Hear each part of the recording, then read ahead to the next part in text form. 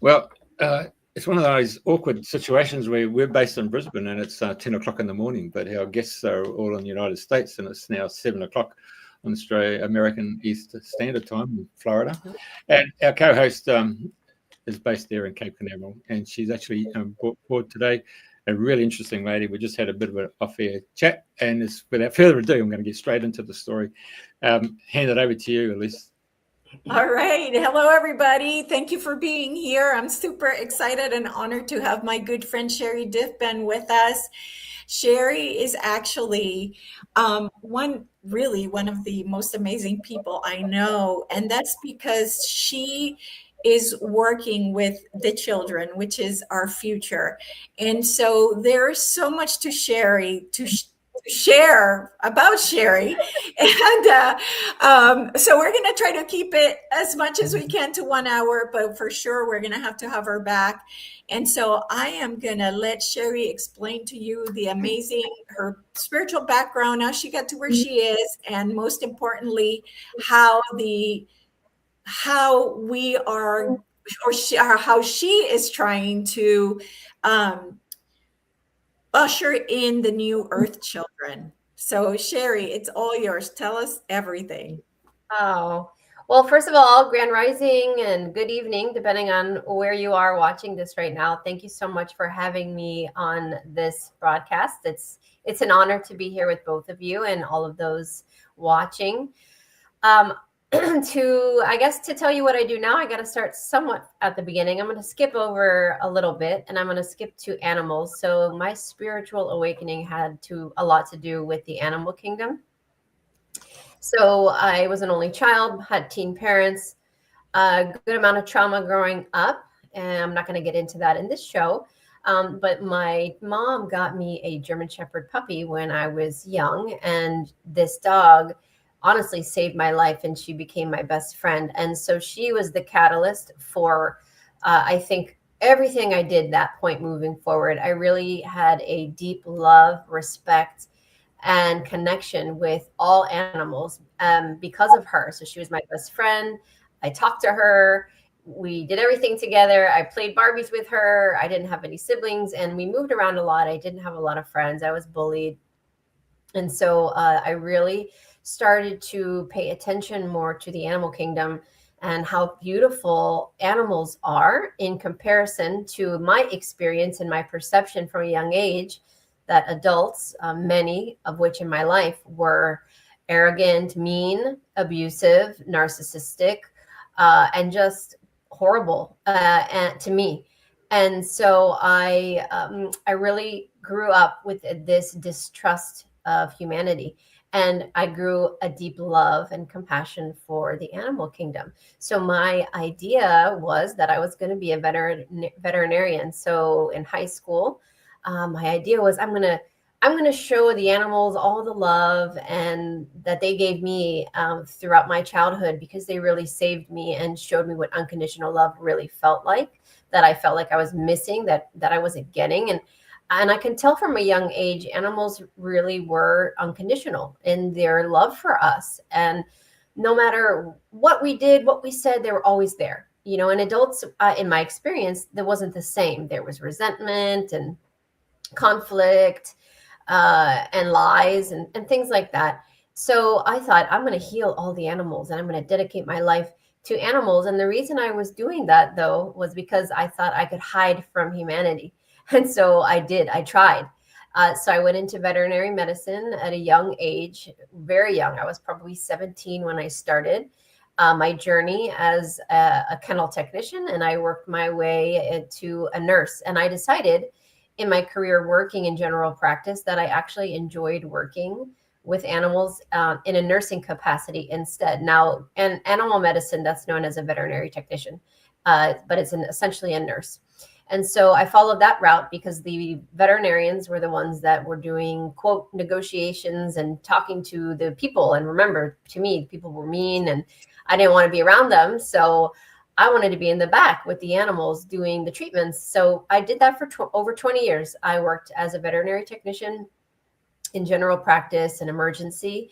And I worked in one of the top critical care centers in Los Angeles, California for years, and then critical care I did in Maryland. And I also did exotics. And then I transitioned into the National Zoo. So I worked at the National Zoo for 10 years in Washington, D.C. So I was with animals for a very long time, and I dedicated my life to animals. Now, the catch here is that the animals were the catalyst for me to learn energy healing, because I saw animals in the worst possible shape working in the ICU. I wanted some better way. I felt like there was more we could do to heal them, even though I worked in the top center in all, I think, the country at that time. We had all the resources, all the medications you can imagine. They weren't, many of them wouldn't make it. And so I wanted to learn energy healing. And so I did animal communication. I started doing energy healing for animals. And then I started a side business. And so animals were the one in my animal communication sessions that started telling me that the reason they had anxiety, because people would reach out and say, Sherri, can you do a reading on my dog? My dog has severe anxiety. And when I would connect with the dog or the cat, they would tell me that they were taking on the anxiety, for example, of their companion, their adult companion, their human companion. And I was hearing that so many times. And remember, I'm shy, I'm introverted, I don't really want to talk to people. And I'm thinking, oh my, you want me to tell your mom that? And it was really hard for me to basically say, well, they're telling me that you're the one that needs to work on your anxiety. And so that the animal kingdom gently introduced me to working with people and being open to healing people, because the animals told me that we are the ones that have the limiting belief system and the traumas, and they're here to support us. And so the best way I can support the animals is by supporting the people. And so I transitioned over to working with people. I have to rewind really quickly. While I was a veterinary technician, I became a young mom at 23. To me, that was young. I wasn't ready for it. It was a oopsie surprise. But it was the best thing that ever happened to me, because of my traumas. The animals were my safe haven. So when I went to work and I worked with the animals, they were my everything. They gave me a purpose for life.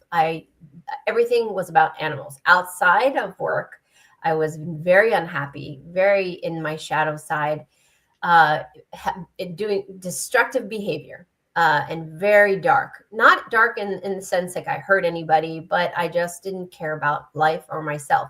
So when I was working with the animals, that was the only time I was really happy. And my heart was closed off, essentially. I met my husband now 23 years ago. He snapped me out of my funk, and I say he saved my life. He saved me from myself. And 2 years later, we had our first son. And my son, who is a crystal child, is the true catalyst of my first awakening, spiritual awakening, facilitated by the animals, I believe. But he opened up that closed heart. It was so closed off. And that opened up all of my spiritual gifts that I had suppressed and activated. And I started to look at humanity from eyes of compassion that I had lost. So I was only looking at animals through the eyes of compassion and hatred and distrust for people. And that my son opened my heart and made me reprogrammed everything in my mind to, wait a second, it's possible that these people went through traumas, and there's a reason why humanity is so horrible, because maybe they had abuse. There's a reason for it. And so I really wanted to create a better world for my son and be a better version of myself for my son. And so I had a second son 7 years later, and I had another layer of awakening, and my gifts came in even stronger. So all of this is happening as I'm a vet tech, as I'm working at the zoo, as I have an animal communication business. Like, all of this is all happening simultaneously. Do you want me to stop here, Lisa, or should I keep going? No, so that continue. Okay. How did you get from here to, being developing all the children? Because you started working with the children. So yeah. So each one of my children, basically, the first two were served as layers of my opening, activation, and awakening. And then my daughter came to me as a soul about a year or so before she was even conceived or thought about. And she's told me, I'm coming into your life, and we have I have a legacy, and I need your help, and I'm going to be coming in. You're going to be my mother, and I need your permission. And I'm letting you know ahead of time that we have a lot of work to do together, and letting me know in advance that she was coming in. And so, of course, I said, yes, absolutely. But I wasn't really, I don't want to use the word allowed, but for lack of a better word right now, I wasn't really allowed or given the exact legacy or job we would do together, other than it was going to be really significant and really important. So, of course, I was intrigued. And what happened was I channeled her soul telepathically for an entire year before she was even conceived. And she taught me almost everything I know. She taught me about New Earth children. She taught me about the different types of children and how different children were being born and coming into this world, and that they're different. And there's a reason for this difference. This is before I even knew what the ascension was. I didn't know what any of this was back then. This is like 2000 and maybe 12, 13. I don't know what any of that's about. So she's teaching me, and I'm channeling, and I'm writing, and she's basically preparing me for her arrival. So by the time she was born, I knew so much more than I had ever known. And I realized that what she was talking about, because I was a big Dolores Cann fan, and I read almost all of her books, she's referring to the fourth wave. So these children coming in were the fourth wave of volunteers to come in to help humanity continue to evolve. And so Aramis was born. And because of her, she was the catalyst, I believe, to me attracting a lot of children that were labeled on the spectrum. I don't like to use the word autism, Asperger's, ADHD, dyslexia, because part of my work is delabeling, disconnecting from labels. But I started to attract the nonverbal children, the children that wouldn't look in people's eyes, weren't walking for 2-3 years, very behind developmentally. And the parents, I somehow became known as the woman that can communicate with the souls of these children to find out why they had this, at the time, perceivable disadvantage. Something was wrong with them. So the parents actually came to me and said, can you heal my son or my daughter from autism? And I didn't really know much about autism at that point, because my boys and my girl didn't have anything relatable to that. So it was really new to me. So I learned on the job. And so the souls of these children started to explain to me what was actually going on, how they were being misperceived. And I learned a lot, which I won't say all of it right now, because I want to give you guys a chance to ask more questions. But that led to me realizing years later, around the time of the pandemic, that my role to play with Aramis, my daughter, is that she came in here as a starseed to help me create conscious education and to work with families with very psychic, spirited, ascended souls that we know as children of the new generation. And so my work consists of working with families and highly psychic children, helping them navigate the challenges of being labeled, and working on conscious education. So that's everything in a nutshell. Yes. Yes. And then, as if that wasn't enough, tell everybody what you decided to do, because what you've created up to this point and what you are going to create physically as well, with an actual building and everything, but what you've created so far to get to the next step, which is to have that physical building. Right. Yes. And so around the time of COVID, I had this grand epiphany. This is what I thought that my daughter and I were here to do together, because I had a wellness center at that time. While I was working at the zoo, I simultaneously opened up my own practice, and I had a wellness center where I did all sorts of esoteric metaphysical services for adults and children. And I taught classes. And so the parents were asking me, can you teach my child about crystals? They're really interested. Can you teach Reiki to my child as well? They're really interested in energy healing, or they're suffering from night terrors. Can you help them learn to protect themselves, et cetera, et cetera? So my grand epiphany was, oh my gosh, this is what Aramis and I are supposed to do together. I'm going to open up a metaphysical center for children, like a kind of like a Sunday school type of thing. And that's what I thought we were here to do together. She was supposed to like be the catalyst to help these New Earth children navigate and to activate and help humanity kind of understand why they're different. But then when we had the whole education system, people having to stay at home, and during that period of lockdown, it was a learning experience for me. And I realized that that was only the small fraction or piece of the puzzle of what the real problem was. The root problem is the education system, and it's just not anymore, or ever has been, in my opinion, a one size fits all approach. And I really started to pay attention more to the indoctrination of these children and how they're all lumped together. And I can give a million examples of that. And so what I did is I said, you know what, I'm creating not a metaphysical center, but I'm going to create a conscious educational approach to learning. So a center where children can come and learn in an environment that they are free to be themselves, where they are not labeled, where we have patient mentors, and it's a completely no curriculum, different style of learning, incorporating animals. So I started a nonprofit called the Aramis Collective, and the Aramis Creative Learning Center is the actual online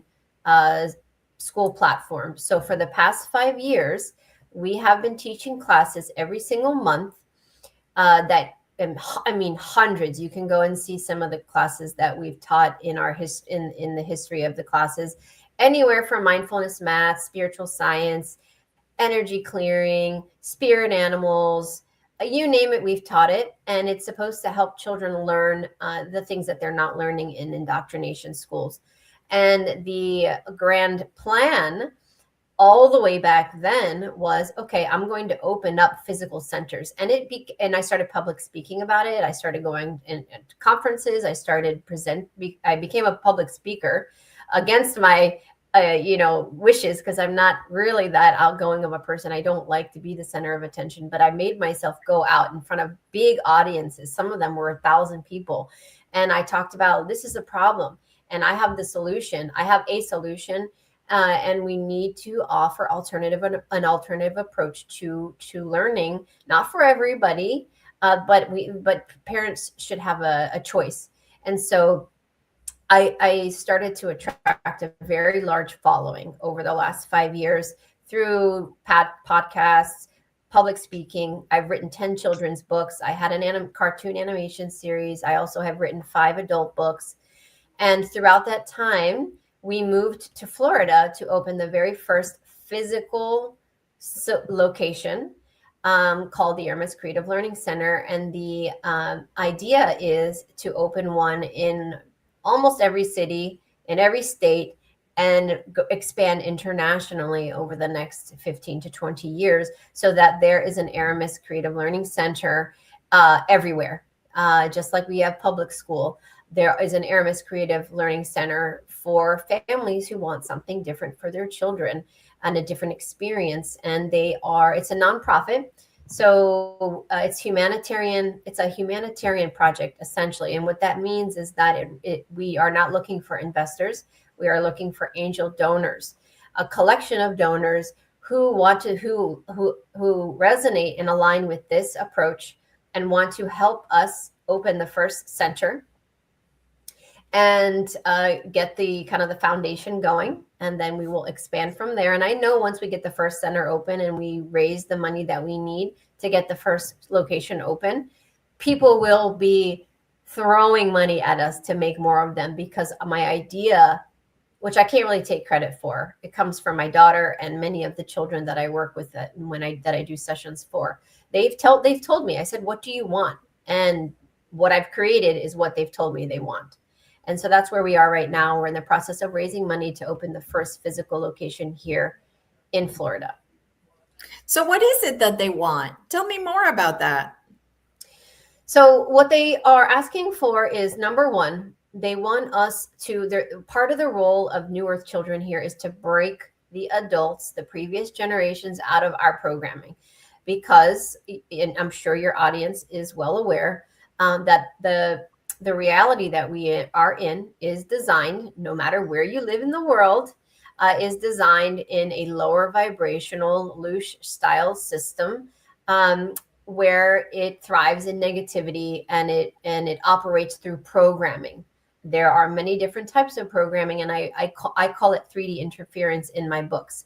So there's a lot of 3D interference, and what that does is it suppresses us and places adults and previous generations in loops, survival loops. So we're constantly feeling like we need to work, and it's Groundhog's Day, and it's a nice assembly line. And the way they do that is they start with children at a young age in school, and they indoctrinate them and train them through memorization, test taking, and get them prepared to be adults. So they're, well-mannered, easy members of society that don't ask questions and follow the person in front of them. And society runs very smoothly for those that benefit from that. And so the children, and this is generational. So if you look at my mother's generation and my grandmother's generation, this has happened in phases, like Dolores Cannon talked about. So the first wave of volunteers struggled a lot because those people came in the 1950s, and we weren't ready for that. There was too much indoctrination, too much programming going on, and they really struggled, and they really had a hard time. That's the first set of indigos. And then the next set of indigos came in like the 70s, 60s and 70s, and then they got involved in drugs and alcohol, and they got distracted. But every group has paved the way a little bit to make changes, so we can deprogram and unravel the layers of our programming and manipulation. And so my generation is here to, I believe, bring in these new starseeds. And each generation will bring in more advanced starseeds that have different abilities. But they're really part of what they're here to wake us up. So to break us from our loops, our repetitive loops, our redundant loops of abandonment issues, lack of self-worth, lack of self-confidence, being in the ego, being a service to self, being very selfish, driven by money, driven by power, and the famous quote of, why do you do it this way? Oh, because it's always been done that way. And well, the children of today are no longer accepting that as an answer. I accepted that as an answer because I was a girl that was terrified of, getting in trouble. So I was like, whatever you tell me to do, I'm going to do. But the children of today are like, well, why? That doesn't make sense. Explain it to me more. And then they'll still tell us that we're wrong. So they're here to break us of our programming, activate us, and to wake us up. And that is happening. And that's been happening since about early 2000.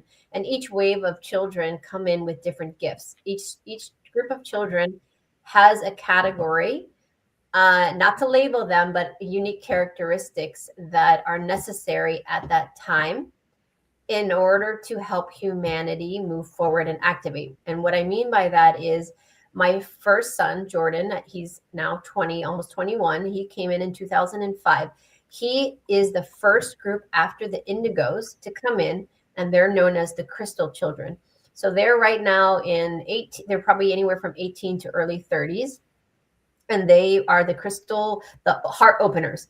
They came to bring love back into humanity and to activate and awaken society so that we can open up these hearts that are closed off through trauma and ancestral trauma and epigenetics. We carry in quantum entanglement, we carry a lot of these traumas, and they just keep being passed on generation after generation.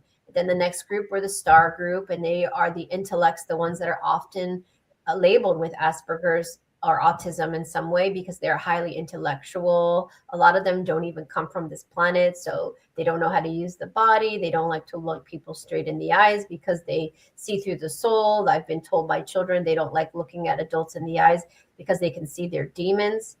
They get very overwhelmed. They can see your intentions. They can see everything. It's very overwhelming to them. A lot of them won't speak because they don't want to use our word spells. They realize that the words we use are programs as well. So they're also encouraging us to communicate telepathically, heart to heart, so that we can go back to communicating that way through our heart space, as opposed to just using words that are very limiting. So the star group is the next group, and they struggle a lot because they're highly intelligent, but they don't like to be children. They have a high IQ. They're the engineers, innovators, architects of the new world, and they struggle a lot. Crystals struggle a lot because they're highly sensitive. So they are very empathic, very emotional. They don't like conflict. They don't do well with arguments. They're friends with everybody. They don't. They're peacekeepers. And then after that, the rainbow children came, and those are the warriors. So the warrior spirits are still being born, and they're up to like maybe 15, 16 right now. And they are highly spirited. They don't take no for an answer. They are argumentative. They are the leaders of the future. And they need to be the way they are because they are going to go against the hardest of the hardest generations that are so embedded and cemented in their programming that they don't want change. And these children are going to demand change, whether you like it or not. And they will fight till the end until they get it because they're practicing right now for the future because they will be the leaders of the future. Now, they won't have to be warriors and fight so much later on, but they do right now. So they're the most challenging to parent. So to answer your question, Elisa, what they're asking for is one, for us to activate, awaken, and really go within and work through our traumas so we can heal. And if we can heal, we can shift our perspective, look at our life from a bird's eye perspective, and we can break the programming and start to see things from a different viewpoint and start to, instead of judging each other or hating each other through division tactics, we look at each other through eyes of compassion and unity. And that's what they're here to teach us. So the conscious educational approach to learning is threefold for me. It's three pillars. One, I was told by horses about 5 years ago, started coming into my sessions with children and said, we are asking to be part of the New Earth schools because we are going to help children expand their auric field and help them heal their own traumas, their own anxieties, because the children pick up on our anxiety. That's why we have such heightened anxiety with children right now. So the horses are like, let us come into these centers and let them be around animals. That's what my newest book, Healing the Human Animal Bond, is about. Repairing that fragmented bond, severed bond that the dark ones have tried to separate us from the animal kingdom. So a big pillar of Aramis is about being around animal, having children learn around animals. The center pillar is all about project-based learning. So they get to learn what they want to learn, how they want to learn it, as often as they want to learn it without a curriculum. It sounds very disorganized, but I promise you, if you look on my website, it's very organized. It's like a college campus where you choose your children's classes for the month based on what is offered. So if your children is very art driven and really not good at math, they could take creative classes 75% of the week, and then maybe a couple of days a week they focus project-based learning with incorporating math, so they get the basics down, but they really get to find their passion and experiment and learn what it is that they are good at, so that we can help foster that and kind of help direct them in what it is that they're good at, instead of making everybody take the exact same classes. And then the third approach, or the third column of Aramis, is about health and wellness. So I'm obviously a big health and wellness practitioner because I do energy healing and I'm a master hypnotherapist. I am a big fan of natural healing. And so we will have a state-of-the-art healing center on every single campus where children will have access to go into this healing center and learn about the equipment, learn about red light therapy, PEMP mats, what is frequency healing, what is biohacking, what is a crystal healing room, and how does it work, and how does it interact with our energy, and crystals and tuning forks, a healing, what is it called, a harmonic egg. So there will be hundreds of thousands of dollars worth of beautiful equipment, not just for show, for the children to learn from the young age of 5 how to go in and heal themselves. So if they have a stomach ache, they go in there and they're guided by the mentors in the healing center of, okay, well, let's talk about what's going on with you and let's see which one of these modalities works. So they learn from a young age, instead of grabbing a pill or being sent home, they can try all of these different techniques, and they learn from a young age how to heal themselves naturally, and or how to use the equipment that we have offered. So those are the 3 pillars. Okay, wow, that's amazing. And I also wanted you to tell people, what are the things I felt it was really important in your book about the things that are being done to the children, starting from when they're being born and they're being ripped out of their mother's hands and cutting the cord and doing all these things. You know, they're already traumatized from the time they are out of the womb, to it just continues, right? Because when they go to the schools, then they're having this energy, you know, not word of God, what's it called? They can hear in their The mind. voice to God technology. Yeah, voice to God technology that's telling them they're worthless and blah, blah, blah. So I just want you to touch a little bit on that so people have awareness in case their children hate going to school, that maybe it's they understand why, and they're not pushing their children if maybe they understand why this is happening. So just if you can just touch a little bit, I mean, they can go by the book and read it, but give them a little bit of what's happening, and then they can get the details in the book. Yeah, no, it's actually really important to talk about. And you know, I believe that I believe and I know that every single person that comes into this planet as a soul has a unique soul signature, just like a fingerprint. So as you come in through the etherical birth portal, which everybody does, if you incarnate as a human, you are tagged, and they know, the beings of this planet know who comes in, where you come from, what your life plan is, what you're here to do.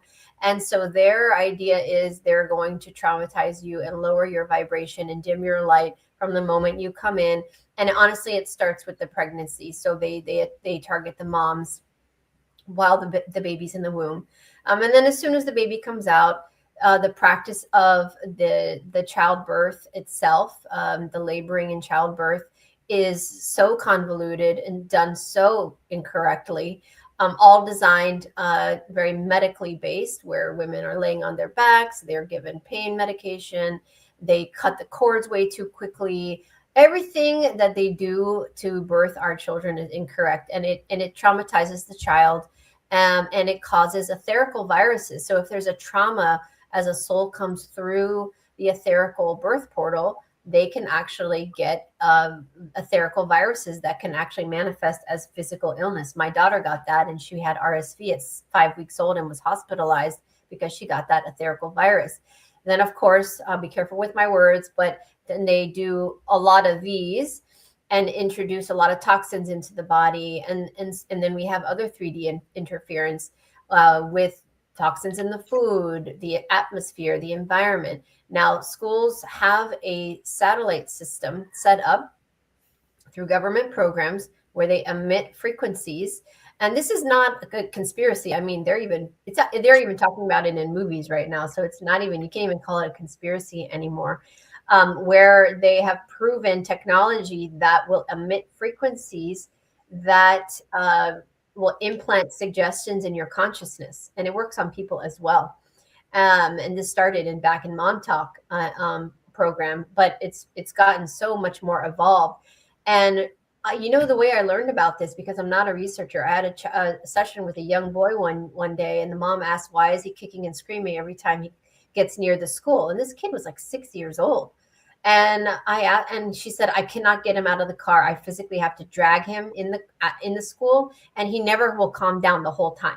So I'm asking this child, I said, what's going on? And he said, the whole time I'm there, I feel sick to my stomach, and I'm hearing voices in my head that I'm not good enough, that I'm bad, and your parents don't love me, and like all of these horrible things. That was the first time I had ever heard of that. It was subsequent sessions later that I learned of voice. They call it voice to God technology. There's also voice to skull technology. There's lots of different terminology for it, but they actually they place grid systems over public schools. And the schools themselves are also designed to create a prison-like environment where there's the fluorescent lighting, the children are forced to sit still for 6 hours at a time, limited playtime, limited creativity. It's all about lecture, memorization, standardized testing, and lack of creativity.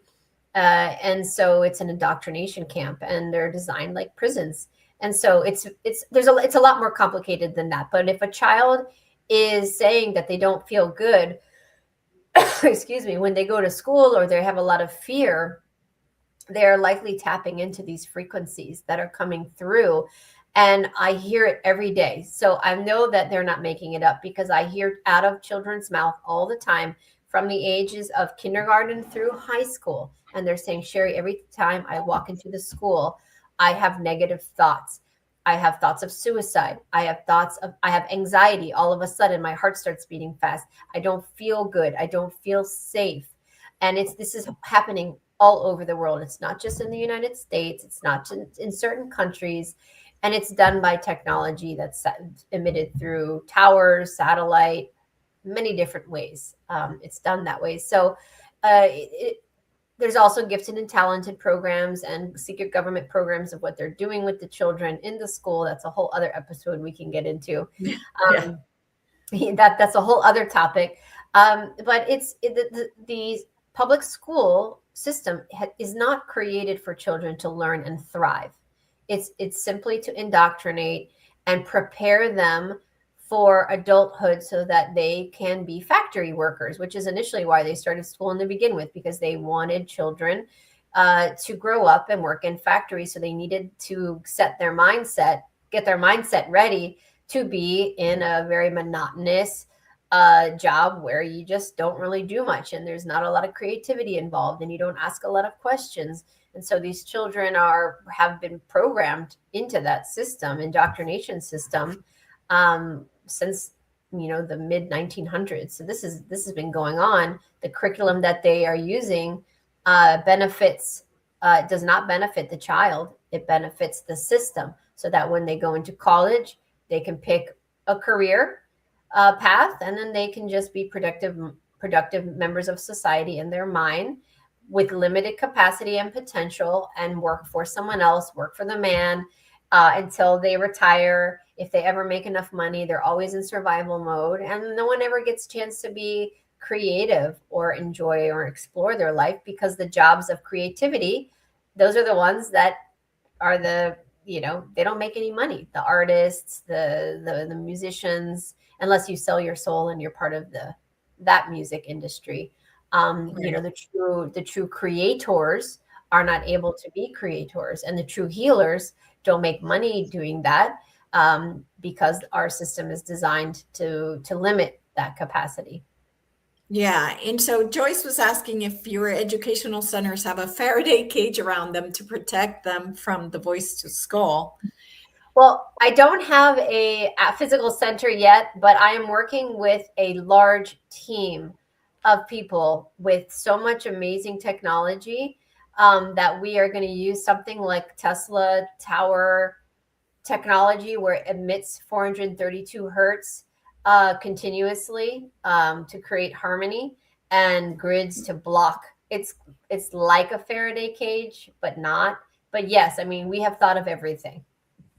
Yeah, that's wonderful. There's FLFE over here, which is Force Life. I don't remember the rest of it, but they beam that energy into your house. So that also can be used as well. And it's only $35 a month. So you just give them an address and they'll beam I think it's 528 to the house, I think.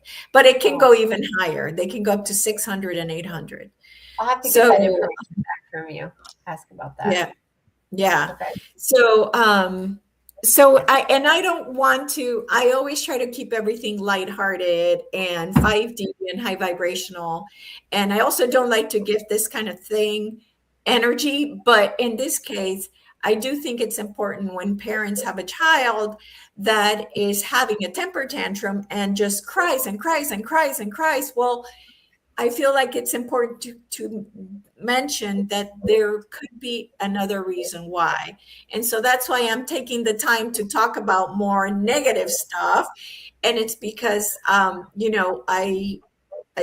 my children cried when I took them to school, and I was like, hey, I got to go to work, tough shit, like, so, it's about learning and really understanding the children, especially if they're children that have special needs.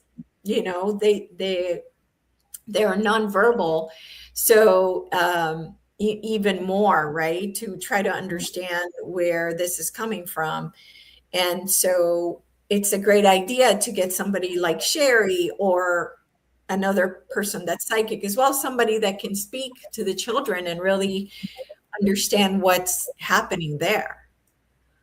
Yeah, and sometimes the answer that I receive from children is not that they're worried about speaking the word spells, or it's not anything like that. Some of these children are actually here in their first earthling kind of incarnation. So they come from a place that speaks, where their civilization is full telepathic communicators, or they speak in tones or harmonies.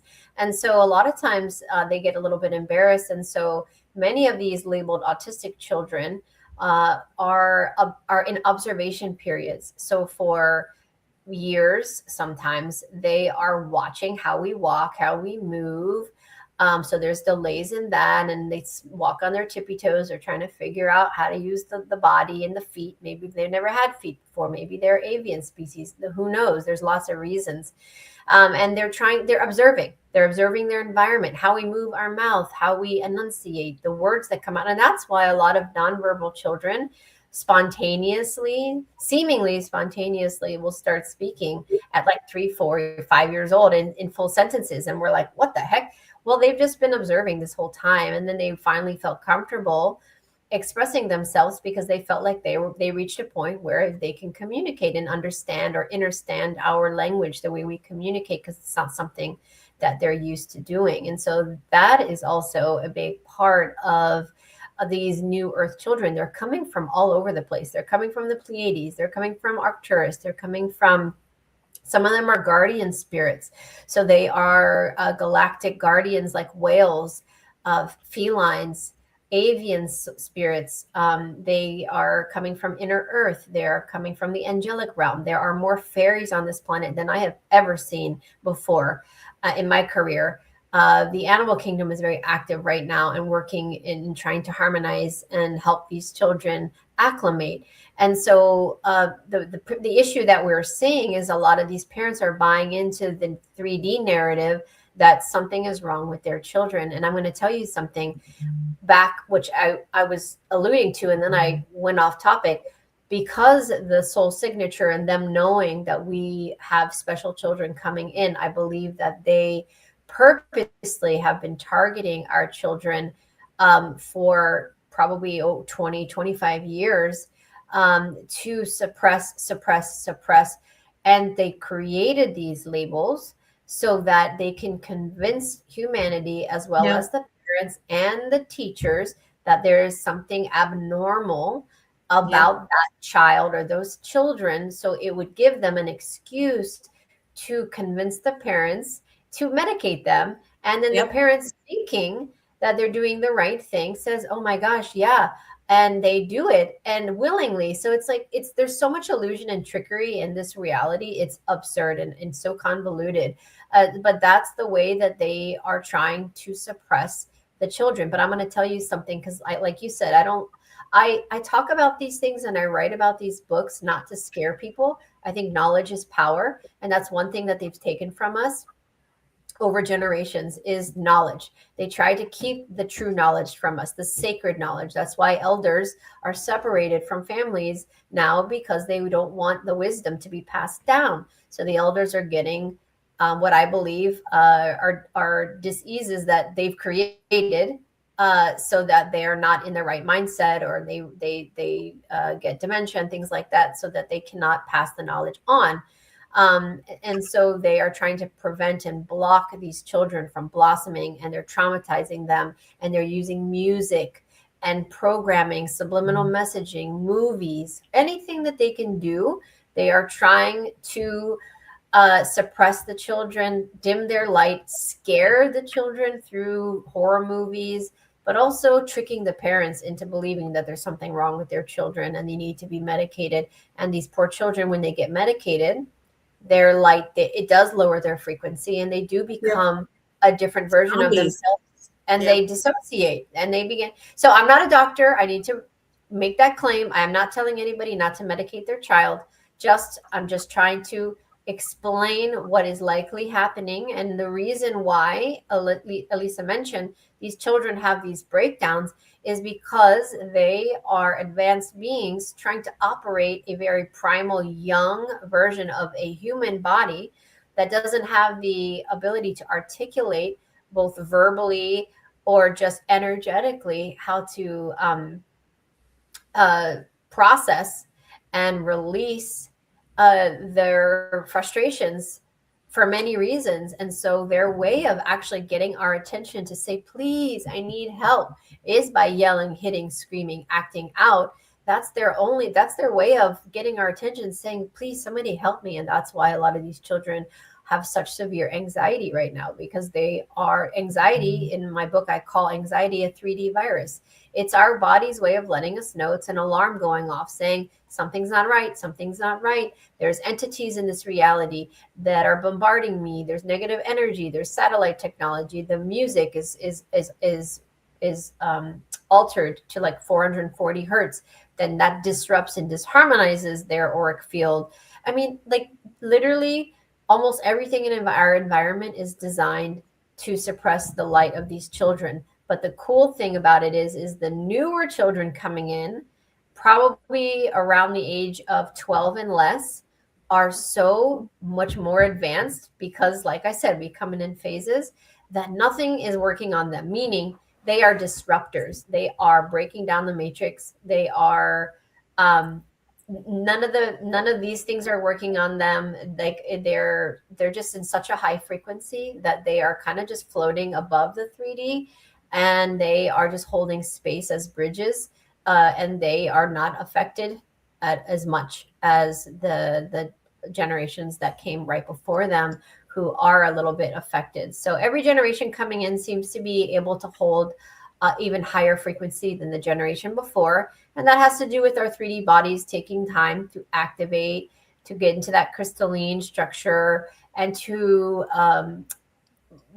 reshape this spiritual blueprint that overlaps with the physical 3D DNA, and an integration has to occur.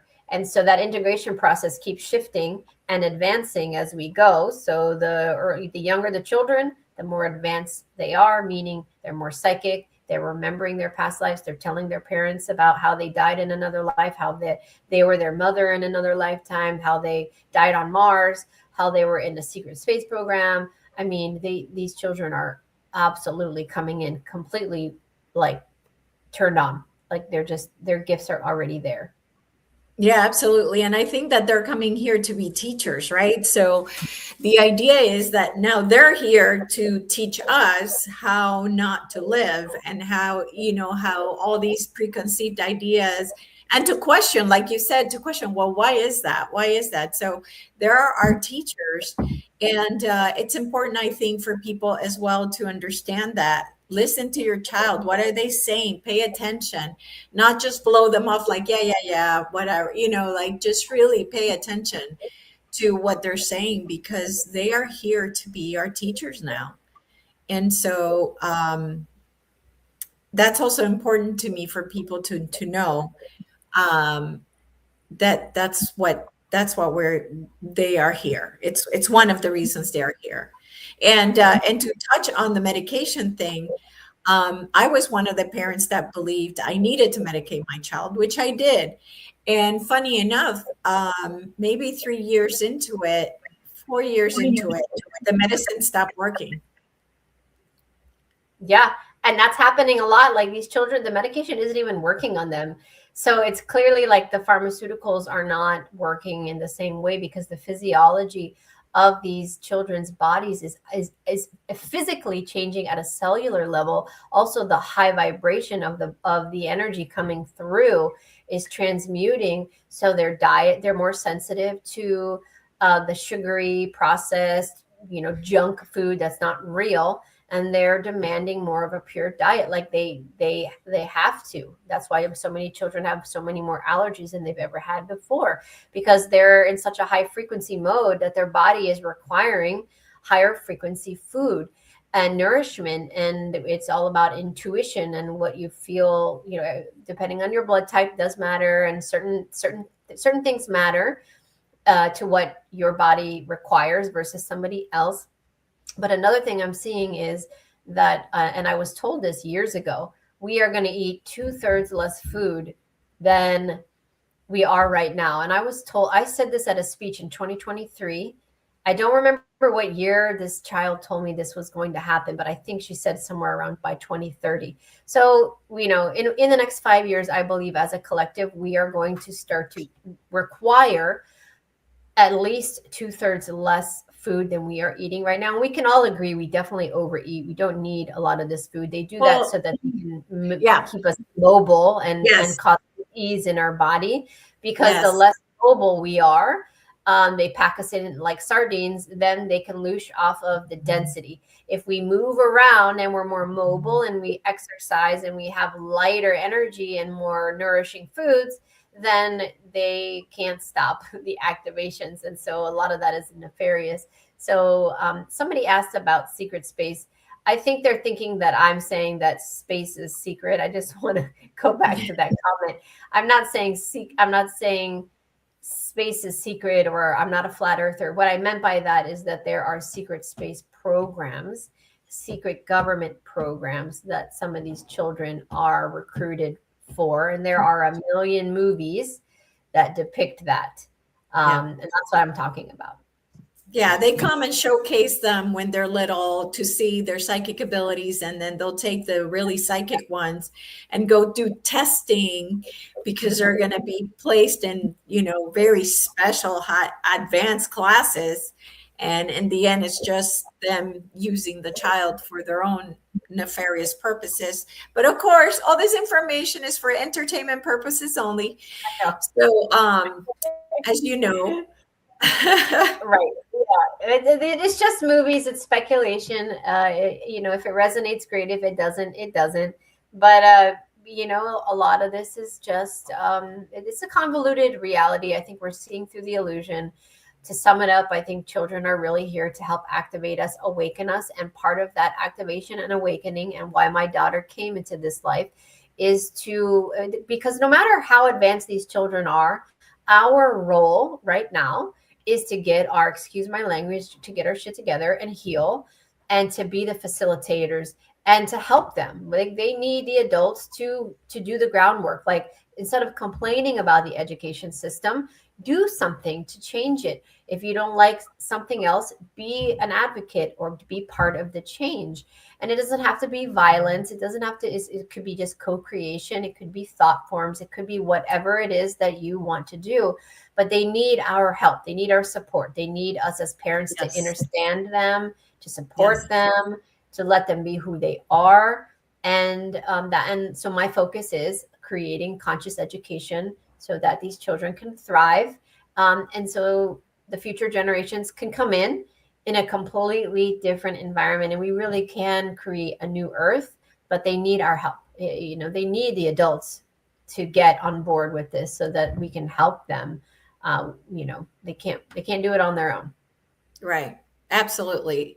And with only about 6 minutes left, I wanted to make sure that I am clear as to, do you still have sessions open to help the children, to talk to the children that need help or whatever?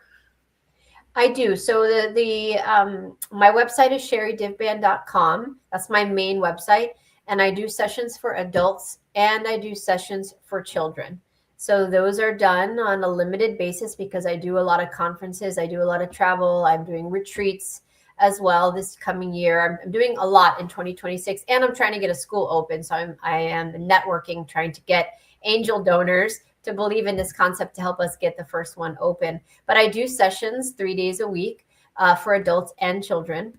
And then aramiscreativelearning.com is the website if you want to look at classes for children. They're all virtual and they change every month. So right now we happen to be on winter break. It's December, it's the holiday season, but every month we have anywhere from 5 to 15 classes being offered, generally evenings or weekends. So we can accommodate even the school, even the children that go to public school. And they range, they change every month depending on what the mentors want to teach. And that has been going on for 5 years, and that will continue to go on so that we can offer classes for children worldwide, depending on the time zone. Okay. And then also we want to mention, and I know you mentioned it, but it was fast. You also have the videos, the cartoon videos that you've created for the children as well. And is that on the YouTube channel, on Sherri Divband YouTube channel? There's a link on my YouTube channel to, I don't know how to find it this way, but I think there's like on every channel you can recommend a channel. Yes. And it's a link to that. I think it's called Divinely Guided Children Media. Now, full disclosure, I need people to know that I started those cartoons 5 years ago. I paid for them out of my own budget, so they are very low budget cartoons. In the beginning, the first 5 episodes are a little bit embarrassing because it was almost I can't even watch it now, but the kids love them. We have about 18 episodes, but I highly recommend going on Amazon and checking out the books, because the books are inspired from the animation cartoons. So we have 10 of those, and children love our Divinely Guided Children book series because each book talks about a different topic, just like the animation cartoon. But go ahead and check out the animation cartoons as well, but be kind because it's low budget. Okay, well, good, because I did want to mention as well that you did also the books for the children as well. So you have books for adults that you wrote as you were waking up and getting knowledge, and then you've written like what, 5 books for adults? I have 5 books for adults, 10 children's books. Okay, and 10 children's books. I'm not sure. It's hard to believe that you've done this. I really think you have a clone and you don't even know it, but because you're Superwoman. And it's just amazing, really, all you have accomplished and you seem to accomplish. I don't know how you do it, but I am just so grateful for your dedication to humanity, for your dedication to the children. And really, truly, it's just, you do so much and you just never stop. And it's just amazing. So, and anything that people can do to support your website or support you or support the school or whatever it is, it's just, I just would be so grateful, because this person is just an angel on earth. And again, all for the children and the animals, right? Which are what? They are the beings that need support. Both animals and children need the support of the adult human beings. Exactly. Yeah. And no donation is too small. I mean, we get a good number of smaller donations from people that want to support, and that pays for legal fees, keeping the websites going, paying our mentors, things like that. So that's always appreciated. But if you know anybody that's interested in supporting a charity or wants a tax write-off, as long as we have that still going, and is looking to support and has extra, disposable income, if we want to say that, they can reach out to me personally, and we are looking for angel donors to help us get this going. My goal, I'm putting this out there, is we will open in September of 2026 in 10-acre lot here in Loxahatchee, Florida. I'm going to make it happen, and so by coming on these radio shows and talk shows and conferences, I'm hoping that the right people will see it and say, I want to help and reach out. And that's how we're doing it.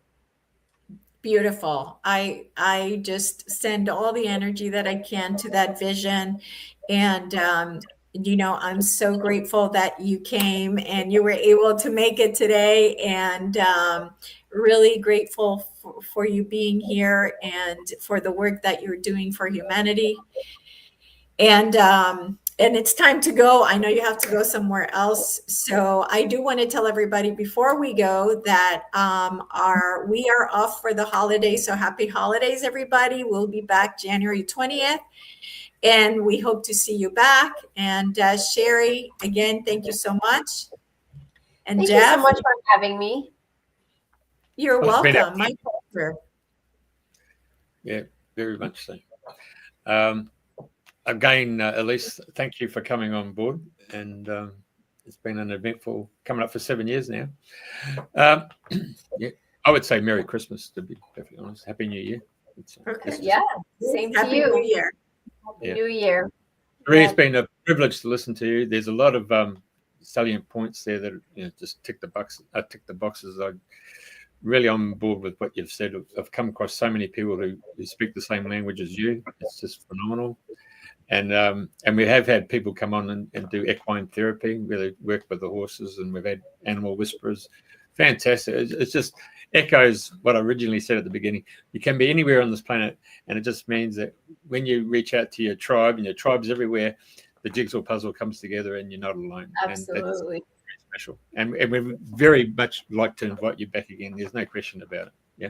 I would absolutely be honored to come back and elaborate on some of these things. So thank you.